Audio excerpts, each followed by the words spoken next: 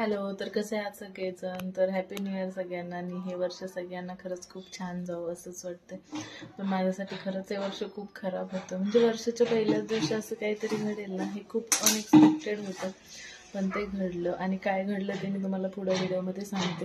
म्हणजे मला खरंच खूप वाईट वाटलं होतं. असं वाटलं की वर्षाच्या पहिल्याच दिवशी हे सगळं घडते. म्हणजे कसं होतं ना, आम्ही पहिलं काय म्हणायचो माहिती, लहान होतो तेव्हा, की आपण जे पहिल्या दिवशी करतो ना ते सगळं वर्षभर रिपीट करायला लागतं. असं म्हणजे झालं. खरंच खूप वाईट वाटलं त्या गोष्टीचं.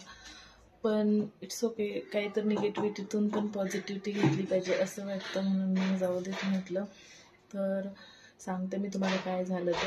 म्हणजे आम्ही न्यू इयरचा प्लॅन केला होता बाहेर जायचा, आणि मग त्याप्रमाणे आम्ही बाहेर पण जायच्या वेळी मी सकाळी माझ्या चॅनलला ना व्हिडिओज अपलोड केले, आणि आम्ही बाहेर गेलो. म्हणजे माझा दुसरा चॅनल आहे त्याला.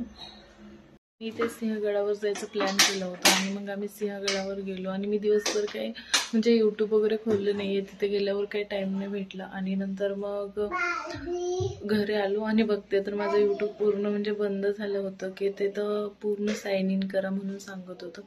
आणि तो मेल पण डिसेबल झाला होता. कसं झालं ते मला नाही माहिती, बट झालं.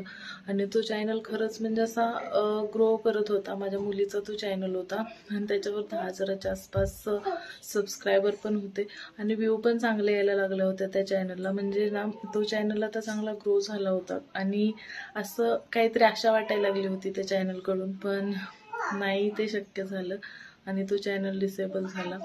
आणि माहीत नाही म्हणजे तो चॅनल मागे येण्यासाठी वगैरे काय करायला लागतं ते मला माहीत नाही. मी थोडाफार प्रयत्न केला, पण नाही तसं झालं. सो तुम्हाला काय माहिती असेल ना त्याच्याबद्दल तर मला नक्की कमेंटमध्ये सांगा, म्हणजे तो चॅनल परत येण्यासाठी.